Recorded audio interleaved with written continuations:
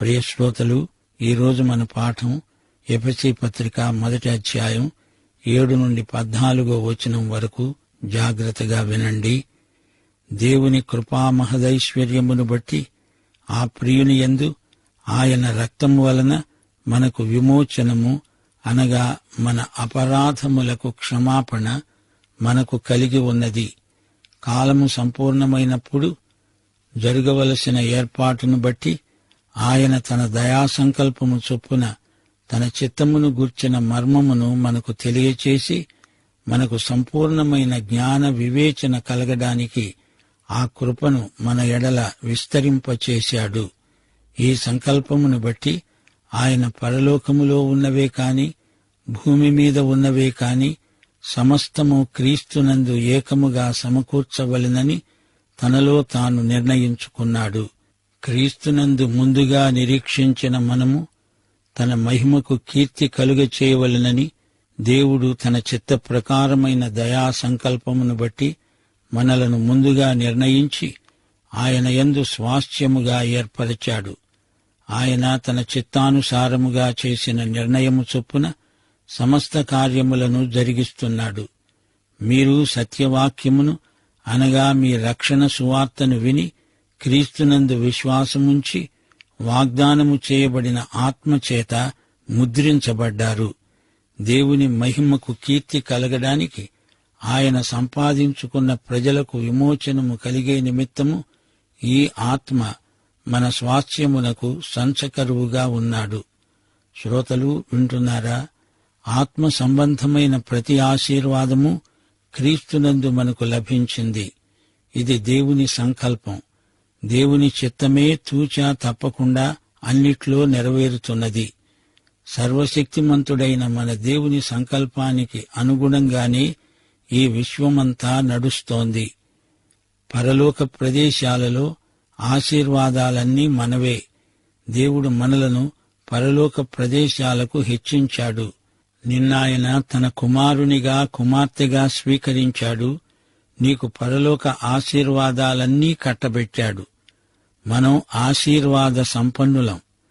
తండ్రి సంఘాన్ని నిర్మించాడు. కుమారుడు విమోచన మూల్యం చెల్లించాడు. పరిశుద్ధాత్మ సంఘాన్ని కాపాడుతున్నాడు. ఆశీర్వాద వనరులన్నీ తండ్రి యందు, కుమారుని యందు ఉన్నాయి. మన రక్షణ జగత్పునాదికి ముందే ఏర్పరచబడింది. మన రక్షణ లబ్ధికి, రక్షణ సిద్ధికి కార్యకారణ మూలం దేవుడే. దేవుడే క్రీస్తునందు అంతా చేశాడు. ఆయనే మొదట మనలను ప్రేమించాడు, నన్ను వెదకి రక్షించాడు. ఆయనే నా రక్షణ కోసం తన రక్తనిధిని విడుదల చేశాడు. యేసుక్రీస్తు నిత్యుడై ఉండి కాలములోకి, స్థలములోకి ప్రవేశించాడు. శిలువ రక్తబలి వల్ల మనకు రక్షణను లభ్యపరిచాడు. క్రీస్తునందు మనలను విశ్వాసులనుగా తీర్చిదిద్దాడు. మనం పాపులం. ఆయన మనల్ని వెదకి రక్షించిన రక్షకుడు. తప్పిపోయిన గొర్రెను వెదకి కనుగొన్న కాపరి యేసుక్రీస్తే. ఆయనే మనల్ని కనుగొన్న కాపరి. దేవుడు మనల్ని ఏర్పరచుకున్నాడు. మనము ఆయనను ఏర్పరచుకున్న వారము కాము. ఆయనే మనలను ఏర్పరచుకొని నియమించాడు. యోహాను సువార్త 15వ అధ్యాయం 16వ వచనం, ఆయనే పిలిచినవాడు, మనల్ని ఏర్పరచుకున్నవాడు గనుక మనల్ని గురించిన బాధ్యత అంతా ఆయనదే.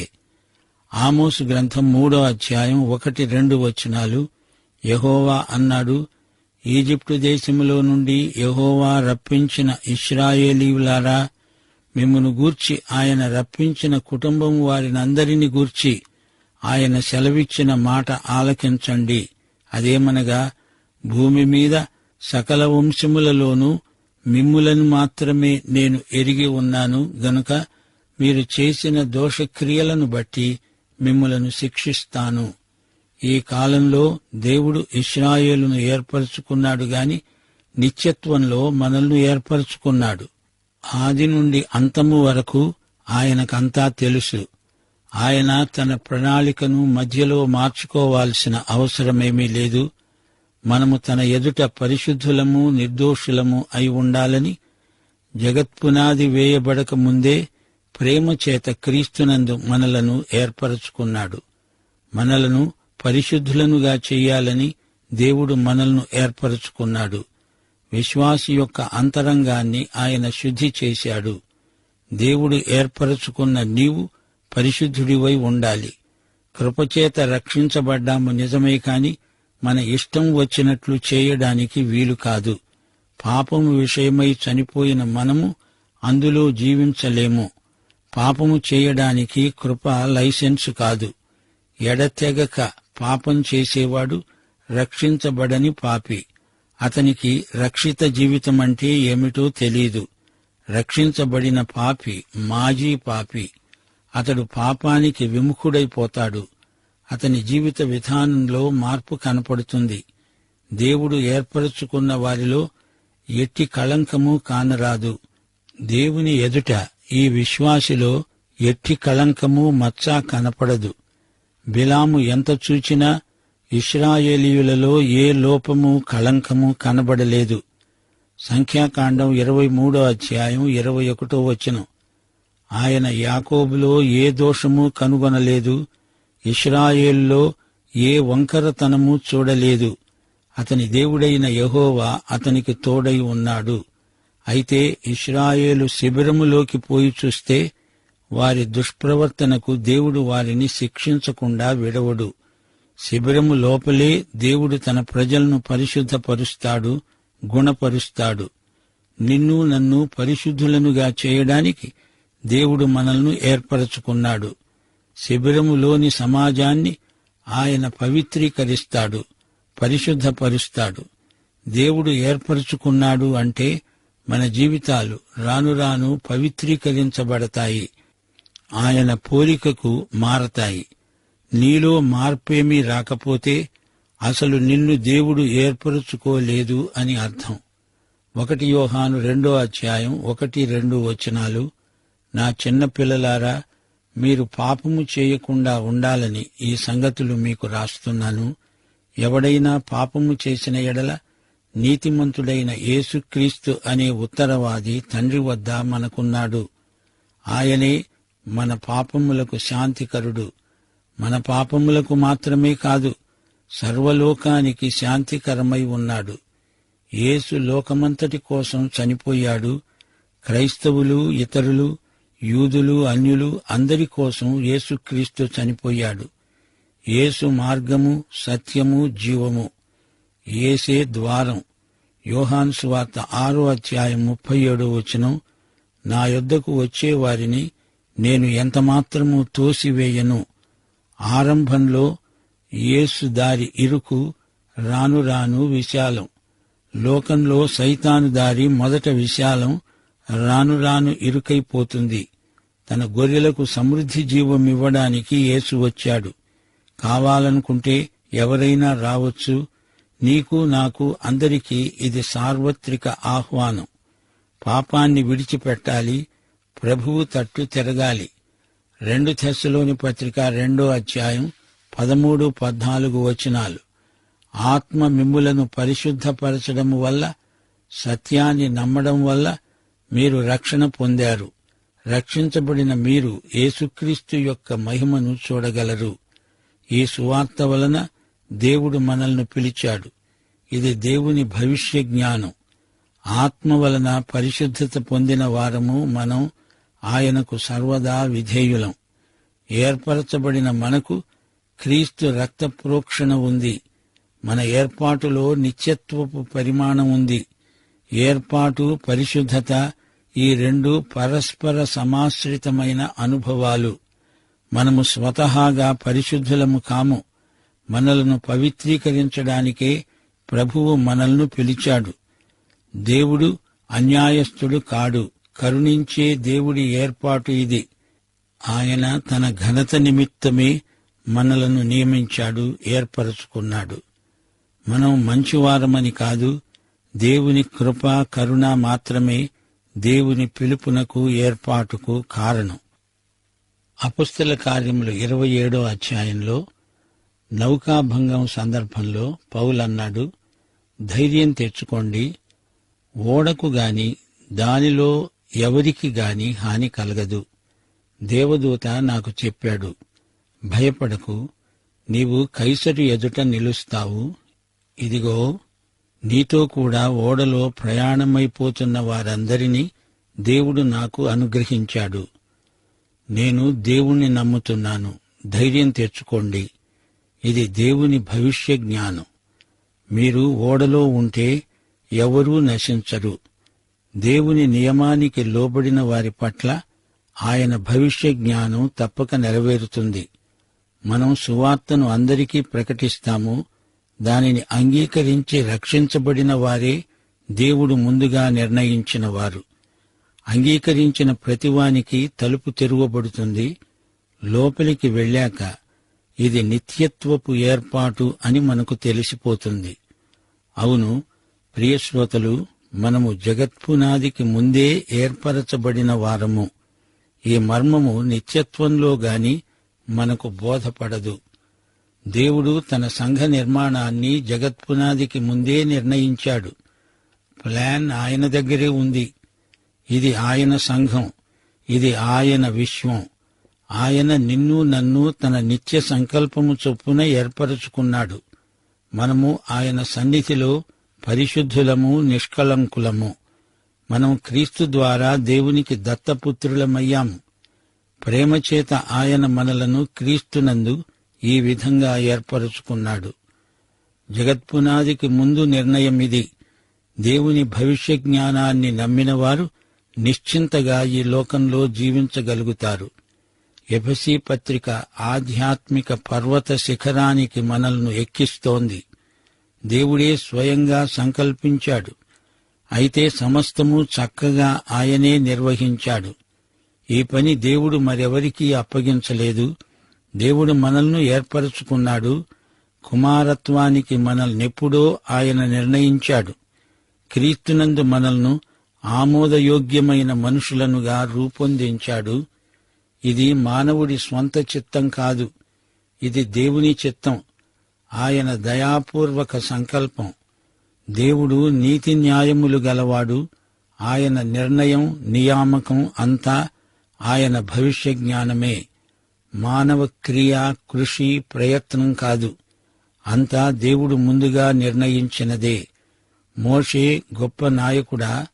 అయితే దేవుడు లేకుండా నడిపించగలడా? నాయకుడు కాగలడా? దేవుణ్ణి ఎందుకు అని ప్రశ్నించగల మానవుడెవడు? మనం రేపు పరలోకంలో ఉంటే కేవలం ఆయన కృపా, కనికరం, భవిష్య జ్ఞానమే దీనికి కారణం, మరేదీ కాదు.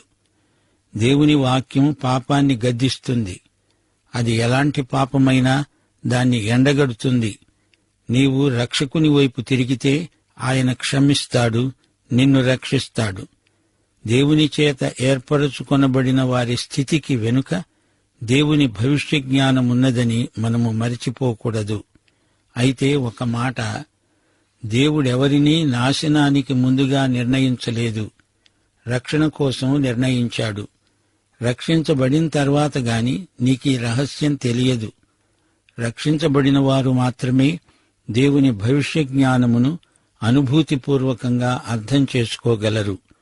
ఆయన 100 గొర్రెలతో మొదలు పెడితే నిత్యత్వము పర్యంతము ఆ 100 గొర్రెలు ఉంటాయి. అందులో ఏ ఒక్కటి కూడా తప్పిపోదు. రోమాపత్రిక 8వ అధ్యాయం 28-29 వచనాలు. దేవుణ్ణి ప్రేమించి ఆయన సంకల్పము చొప్పున పిలువబడిన వారికి మేలు కలగడానికి సమస్తము సమకూడి జరుగుతుంది. ముందుగా నిర్ణయించిన వారిని పిలిచాడు, పిలిచిన వారిని నీతిమంతులుగా తీర్చాడు, నీతిమంతులుగా తీర్చిన వారినే మహిమపరిచాడు. మొదట సరిగ్గా ఎంతమంది ఉన్నారో మహిమలో ప్రవేశించేటప్పటికి ఖచ్చితంగా అంతమందే. ఇదే దేవుని భవిష్య జ్ఞానం. 100 గొర్రెలు రక్షించబడిన వారు. ఒక గొర్రె తప్పిపోయింది అంటే సహవాసాన్ని పోగొట్టుకుంది గాని తన రక్షణను పోగొట్టుకోలేదు. యెషయా 53వ అధ్యాయం 6వ వచనం, గొర్రెల్లాగా మనకిష్టమైన తోవకు తొలిగాము. కాపరి తప్పిపోయిన గొర్రె కోసం వెతుకుతున్నాడు. 100 గొర్రెలతో ప్రారంభించాడు. చివరి వరకు నాకు 100 గొర్రెలు ఉండాలి అనేది కాపరి దృఢ నిశ్చయం. చివరి రోజు తన గొర్రెలను లెక్క పెడితే 99 ఉంటే ఆయన ఒప్పుకోడు. సరిగా 100కి 100 ఉండాల్సిందే. దేవుని భవిష్య జ్ఞానమంటే ఇదే. నా గొర్రెలను నా చేతిలో నుండి ఎవ్వరూ అపహరించలేరు. ఒక్క గొర్రె కూడా గైరు హాజరు కావటం ఆయన ఒప్పుకోడు. కుమారత్వంలోకి దత్తత అనే మాటకు రక్షణ ప్రత్యేక అర్థం. దేవుని ఆత్మ ద్వారా నూతన జన్మ, ఇది రక్షణ. 1 పేతురు 1:23 శాశ్వత జీవము గల దేవుని వాక్యమూలముగా అక్షయ బీజము నుండి పుట్టించబడిన వారు. నికోదేము, నీవు కొత్తగా పుట్టాలి అన్నాడు యేసు ప్రభువు. కుమారత్వంలోకి దత్తత అంటే దేవుని కుటుంబంలో యేసుతో సహవారసత్వం. పరిశుద్ధాత్మ మనలో ఉండి కుమారత్వ హక్కులు, బాధ్యతలు మనకు నేర్పుతాడు. పరిశుద్ధాత్మ మన మహోపాధ్యాయుడు. మనం దత్తపుత్రాత్మను పొందాము. మనము లౌకికాత్మను కాదు, దేవుని వద్ద నుండి వచ్చే ఆత్మను పొందాము. మరుగు చేయబడిన సంగతులను సైతం తెలుసుకోగలుగుతున్నాము. 1 తిమోతి 2:5 దేవుడు ఒక్కడే, దేవునికి నరులకు మధ్యవర్తి ఒక్కడే, ఆయనే యేసు అనే నరుడు. ఇక్కడ అంతా ఆయన కృప, అక్కడ ఆయన మహిమ. ఆయన కృపామహిమకు కీర్తి. కృప, దత్తస్వీకారం, మహిమ అనే మూడు సుకృత సోపానాలు. ప్రియుడైన క్రీస్తునందు మనము అంగీకరించబడ్డాము. యోహాను సువార్త 17:24 యేసు ఉన్న చోటే మనము ఉంటాము. అక్కడ ఆయన మహిమను పంచుకుంటాము. విశ్వాసిలో క్రీస్తు, క్రీస్తులో విశ్వాసి. దేవుడు యేసును ఎంత ప్రేమించాడో నిన్ను నన్ను అంత ప్రేమిస్తున్నాడు. ఆయనకే మహిమ కలుగునుగాక. క్రీస్తునందు ప్రత్యక్షమైన దేవుని కృప అమోఘమైనది. యేసు ఇక్కడ ఉండగా తన రక్తంతో మనలను విమోచించాడు. అది శిలువ రక్తం. యేసు రక్తము ద్వారా మనకు విమోచన అనగా పాపక్షమాపణ కలుగుతుంది. దేవుని సంకల్ప సిద్ధికై యేసు శిలువ వేయబడి తన శిలువ రక్తంతో తన సంఘాన్ని నిర్మించాడు.